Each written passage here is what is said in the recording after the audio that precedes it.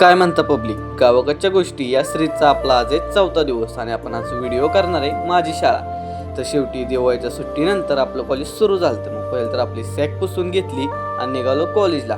स्टँडवर जाऊन थांबलो तर कळलं की बस उशिरा येणार आहे. मग लय वेळ थांबल्यानंतर फायनली बस आली आणि पहिलं स्टँडवर गेल्या माझं पासाचं काम करून घेतलं, कारण माझा दिवाळी सुट्टीत पास संपलेला आणि तो मला परत काढायचा होता. आणि मग कॉलेज झालं की दुपारच्या एसटीनं घरी आलो आणि पहिला चहा करून पिऊन घेतला. आणि तेवढ्यात मित्राचा फोन आला की आपल्याला शाळेवर जायचंय. म्हणून आता शाळेवर निघालोय तर आपल्या शाळेचा व्हिडिओ पण काढून घेऊ. आणि गावातली शाळा म्हणजे फक्त भिंती नाही, तिथे प्रत्येक छोटी पाऊल वाट आयुष्याची पहिली स्वप्न उघडत जाते. कागदाच्या वहीतून उडणारा पांढरा कावळा आणि शिक्षकांच्या डोळ्यातला विश्वास हीच तर खरी सुरुवात असते.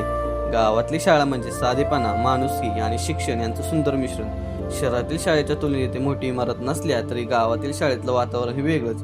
वर्गातील बाग, फळा, खिडकी आणि पावसातील पटांगणावरती पळणं सगळं काही मागं राहिलं तरी शाळा मात्र मनात कायमच राहिली. आणि आता आलाय तर आपण सिनेमॅटिक व्हिडिओ पण बघून जाऊ.